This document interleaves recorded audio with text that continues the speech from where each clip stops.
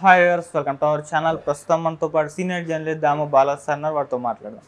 నమస్కారం సార్. నమస్తే సార్, దేవరా మూవీకి చంద్రబాబు నాయుడు గారు అయితే షాక్ ఇచ్చారని చెప్పుకోవాలి సార్. ఎందుకంటే స్పెషల్ షోస్కి ఇక్కడ తెలంగాణలో పర్మిషన్ దొరికింది, కాకపోతే ఏపీలో పర్మిషన్ అయితే దొరకలేదు. అయితే టికెట్ రేట్లు పెంచుకోవడానికి అవకాశం ఇచ్చారు కానీ స్పెషల్ షోస్కి మాత్రం ఇవ్వలేదు. మరి ఇవ్వకపోవడానికి గల కారణాలు ఏమన్నా ఉన్నాయా?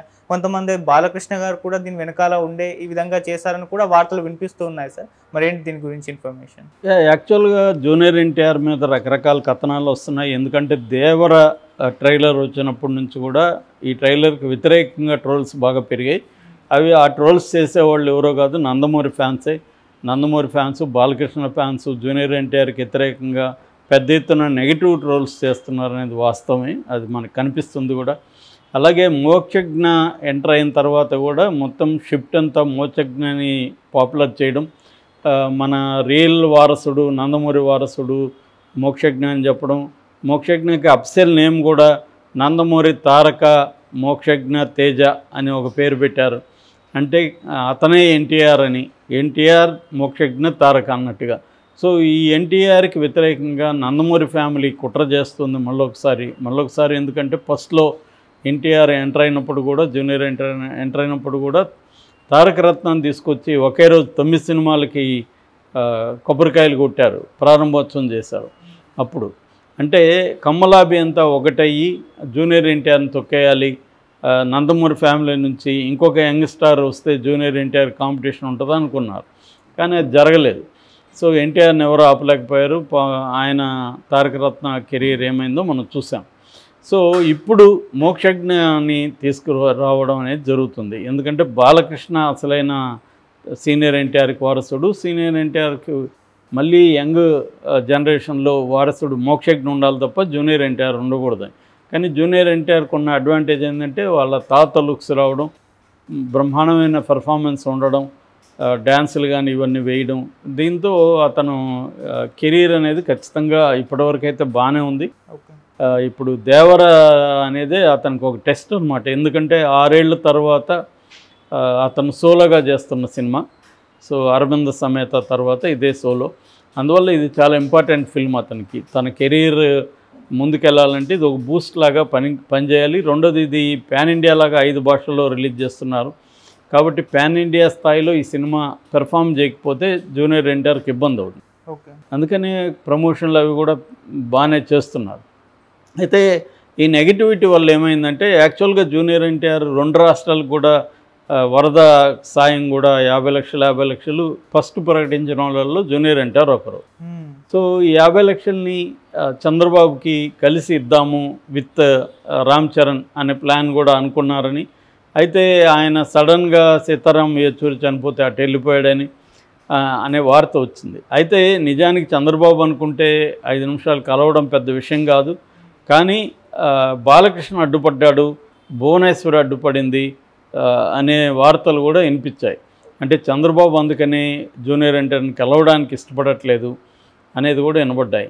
రెండవది ఏంటంటే జూనియర్ ఎన్టీఆర్ దేవరకు సంబంధించి ప్రత్యేక షోలు, టికెట్ల రేట్లు పెంచుకోవడం, ఈ 2 అనేది మనకు తెలుసు ఎంత ఇంపార్టెంట్. పెద్ద సినిమాలకి చాలా ఇంపార్టెంట్. ఎందుకంటే వాళ్ళకి మొదటి 3 రోజుల్లోనే ఫ్రైడే, సాటర్డే, సండే ఈ మొదటి 3 రోజుల కలెక్షన్ అనేది వెరీ ఇంపార్టెంట్. అందుకని వాళ్ళు అబ్నార్మల్ రేట్లు పెట్టుకుంటారు. తర్వాత షోలు కూడా నెంబర్ ఆఫ్ షోలకి పర్మిషన్లు ఇస్తారు. మామూలుగా ఇప్పుడు దేవరకు కూడా రాత్రి 1 గంట, అంటే అర్లీ అవర్స్ 1 గంట నుంచి షోకి ప్లాన్ చేసుకున్నారు. ఆల్రెడీ ఆంధ్రప్రదేశ్లో, తెలంగాణలో ఫ్యాన్సీ రేట్లకి టికెట్లు కూడా థియేటర్ వాళ్ళు అమ్మేసుకున్నారు.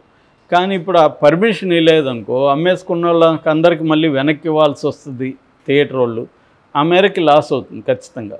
ఎందుకంటే ఫ్యాన్సీ రేట్లు అప్పుడే పెట్టుకోగలరు. ఫస్ట్ అభిమానులు కానీ చాలామంది ఎలా ఉంటారంటే ఫస్ట్ షోకి వెళ్ళాలి అనేది వాళ్ళకి క్రేజ్ ఉంటుంది. ఇప్పటికి కూడా థియేటర్లు చూడడం అంటే ఫస్ట్ షో చూడకపోతే వాళ్ళకి చూసినట్టు ఉండదు. సో అందుకని దానికి ఎంతైనా 5,000 నుంచి 10,000 వరకు కూడా పెట్టిన సందర్భాలు ఉన్నాయి. యావరేజ్లో 1,000-2,000 అనేది పెడతారు, ప్రతి సినిమాకి కూడా ఖర్చు పెడతారు. సో రెండోది అది చాలా ఇంపార్టెంట్. ఎందుకంటే ఫస్ట్ చూసిన వాళ్ళ రెస్పాన్స్ని బట్టి నెక్స్ట్ డిపెండ్ అయి ఉంటుంది. మౌత్ టాక్ అనేది అక్కడి నుంచే మనకి రివ్యూలు వచ్చేస్తాయి, ట్విట్టర్ రివ్యూలు వచ్చేస్తాయి. ఇవన్నీ కూడా ఒకటి యూఎస్ రివ్యూలు, రెండోది ఇక్కడ అర్లీ మార్నింగ్ చూసిన వాళ్ళని బట్టి మన ఛానల్స్ వెళ్ళి వాళ్ళ బైట్స్ తీసుకుంటాయి, ఇక్కడ నుంచే స్టార్ట్ అవుతుంది. అందుకని దేవరికి ఫస్ట్ వచ్చేదంతా ఎక్కువ ఫ్యాన్స్ వస్తారు కాబట్టి ఆ యూపేరియా ఉంటుంది, వాళ్ళు ఇచ్చే పాజిటివ్ ఫీడ్బ్యాక్ సినిమా మీద పనిచేస్తుంది. సో ఇది వెరీ ఇంపార్టెంట్. అది ఇప్పుడు చంద్రబాబు ఇవ్వలేదు, ఉన్న షోలను రద్దు చేశారు అన్న వార్త అయితే వినిపిస్తుంది. కానీ టికెట్ రేట్లు పెంచుకోవడానికి మాత్రం చంద్రబాబు అనుమతి ఇచ్చాడని చెప్తున్నారు. ఆంధ్రప్రదేశ్లో సింగిల్ స్క్రీన్కి 200, మల్టీప్లెక్స్కి 250. అదే తెలంగాణలో సింగిల్ స్క్రీన్కి 325, మల్టీప్లెక్స్కి 413 రూపాయలు. అంటే ఇక్కడ బ్రహ్మాండంగా పెంచుకోవడానికి అనుమతి ఇచ్చారు కానీ అక్కడ ఇవ్వలేదు. అక్కడ సింగిల్ స్క్రీన్ 125 రూపాయలు తక్కువ ఉంది. అట్లాగే మల్టీప్లెక్స్ కూడా దాదాపు 150 రూపాయల పైన 123 రూపాయలు అక్కడ తక్కువ ఉంది. అంటే అది కూడా వీళ్ళు కోరుకున్నట్టుగా ఇవ్వలేదని చెప్తున్నారు ఆంధ్రప్రదేశ్లో. ఎందుకంటే మామూలుగా ఒక సినిమాకి తెలుగు రాష్ట్రాల రేషియోలో చూస్తే 60% కలెక్షన్ ఆంధ్రప్రదేశ్ నుంచి ఉంటుంది, ఓన్లీ 40% కలెక్షనే తెలంగాణ నుంచి ఉంటుంది. సో అది మేజర్ కలెక్షను. ఎందుకంటే ఇక్కడ నైజాం ఏరియా ఒకటి అంటారు సినిమా పరిభాషలో చెప్పాలంటే, ఇక్కడ నైజాం ఏరియా, అక్కడ ఆంధ్ర సీడెడ్ 2 ఉంటాయి ప్రధానంగా. సో అందుకని ఇప్పుడు ఇది చేయకపోవడం వల్ల దేవర ఇబ్బంది అవుతుంది. ఎందుకంటే దేవరకు ప్రొడ్యూసర్ ఎవరో కాదు, కళ్యాణ్ రామే ప్రధానమైన ప్రొడ్యూసరు, ఇంకొక ప్రొడ్యూసర్ కూడా ఉన్నాడు, కానీ మేజర్గా అయ్యింది ఎన్టీఆర్ ఆర్ట్స్. కాబట్టి నష్టపోయేది మళ్ళీ వాళ్ళే, ఫ్యామిలీ. ఇది ఎప్పుడైనా కూడా కళ్యాణ్ రామ్, ఎన్టీఆర్ ఇద్దరు కూడా ఒకే డెసిషన్తో ఉంటారు. ఎక్కడికి పోయినా వాళ్ళిద్దరు కలిసిపోవడం, ఏ నిర్ణయం తీసుకోవాలని ఇద్దరు కలిసి చేయడం. ఎందుకంటే వాళ్ళ నాన్నకి వాళ్ళు మాట ఇచ్చారని చెప్తారు, మేమిద్దరం కలిసే ఉంటాం అనేది. వాళ్ళ నాన్న హరికృష్ణ మాట తీసుకొని చనిపోయాడని. సో అందుకని వీళ్ళిద్దరూ అలాగే ఉంటారనమాట. ఒక కవలలాగా వాళ్ళు ఉంటారు, కవలలు కాకపోయినా, ఒక తల్లికి పుట్టకపోయినా. సో ఆ స్థాయిలో ఉన్నప్పుడు ఇప్పుడు ఈ చంద్రబాబు తీసుకున్న నిర్ణయం వెనక బాలకృష్ణ ఉన్నాడని కూడా వార్త వైరల్ అవుతుంది. ఎందుకంటే దేవరని ఎట్టి పరిస్థితుల్లో హిట్ చేయనీయకూడదు అని బాలకృష్ణ కూడా అనుకుంటున్నాడా, ఎందుకంటే వాళ్ళ కొడుకు మోక్షజ్ఞ వస్తున్నాడు. సో ఇక్కడి నుంచే ఫ్లాపులు మొదలైతే మెల్లగా ఎన్టీఆర్ హవా తగ్గిపోతుంది. దాని తర్వాత మోక్షజ్ఞని తీసుకురావచ్చు. ఎందుకంటే ఇప్పుడు నందమూరి ఫ్యాన్స్ డివైడ్ అయిపోతారు, ఇటు జూనియర్ ఎన్టీఆర్ వైపు, కొంతమంది అటువైపు. సో ఈ డివైడ్ని ఆపాలా అంటే ఇతన్ని తక్కువ చేయాలి, ఇతన్ని మైనస్ చేయాలి అనేది బాలకృష్ణకు ఉంది అని చెప్తాడు. బాలకృష్ణ అలా చేస్తాడా అనేది నేనైతే అనుకోవట్లేదు. ఎందుకంటే ఎప్పటికైనా అది బ్యాడ్ నేమ్ వస్తుంది తప్ప అదేమి ఇది కాదు. నిజంగా వర్త్ ఉంటే వాళ్ళ అబ్బాయి ప్రమోట్ అవుతాడు. నిజంగా అంత ఇది ఉంటే ఆయన ఇన్ని రోజులు ఎందుకు ఆగుతారు, కొడుక్కో ఇంతకు ముందే దించుండేవాడు. సో అంత ఇదిగా వీళ్ళు వెళ్ళి ఇట్లా చేస్తారా అంటే తెలియదు. కానీ ఆంధ్రప్రదేశ్ రాజకీయాలు ఎలా ఉంటాయంటే ప్రతిదీ అక్కడ రాజకీయమే. కాబట్టి ఇక్కడ ఇప్పుడు జూనియర్ ఎన్టీఆర్ ఇక్కడ కూడా సినిమా రిలీజ్ అవుతుంది, కానీ ఇక్కడ ఈ గొడవలు లేవు, రాజకీయ గొడవలు లేవు. కానీ అక్కడ విపరీతంగా ఉన్నాయి. సో అందుకని పైగా మోక్షజ్ఞ ఎంట్రీ, నిజానికి మోక్షజ్ఞ ఎంట్రీ వచ్చినప్పుడు కూడా జూనియర్ ఎన్టీఆర్ స్పందించి అతనికి విషెస్ చెప్పాడు, తాతలాగా పేరు తెచ్చుకోవాలన్నాడు. బాగానే ఉంది అదంతా. అట్లాగే 2 రాష్ట్రాలకి 50 లక్షలు ఇచ్చాడు. జూనియర్ ఎన్టీఆర్ వరకు తన బిహేవియర్లో ఎటువంటి ఇబ్బంది కనబడలేదు. కానీ ఒక్కోసారి ఏమవుతుందంటే నువ్వు నాతో లేకపోతే నాకు వ్యతిరేకంగా ఉన్నట్టే అన్న ఒక నెరేటివ్ స్ట్రక్చర్ ఇవాళ ఆంధ్రప్రదేశ్లోకి వచ్చేసింది. అది అందరి మీద ఉంది, మన మీద కూడా, ఛానల్స్ మీద కూడా. నువ్వు మా వైపు ఉంటున్నావా లేవా, నీ వీడియోస్ మా వైపు లేకపోతే నువ్వు మాకు ఎనిమినే అన్న ధోరణి వచ్చేసింది. అలాగే జూనియర్ ఎన్టీఆర్ తెలుగుదేశం వైపు లేడు కాబట్టి తెలుగుదేశం వ్యతిరేకి అన్న ధోరణి బాగా పెరిగింది. ఏదేమైనా జూనియర్ ఎన్టీఆర్ అయితే విపరీతంగా ప్రమోట్ చేస్తున్నాడు. సందీప్ రెడ్డి వంగతో వాళ్ళ టీము ఇంటర్వ్యూస్ చేశారు, అది వెరీ పాపులర్ అయింది. ఎందుకంటే దాంట్లో జూనియర్ ఎన్టీఆర్ సినిమాకు సంబంధించి కొన్ని విషయాలు బయటికి తీశాడు.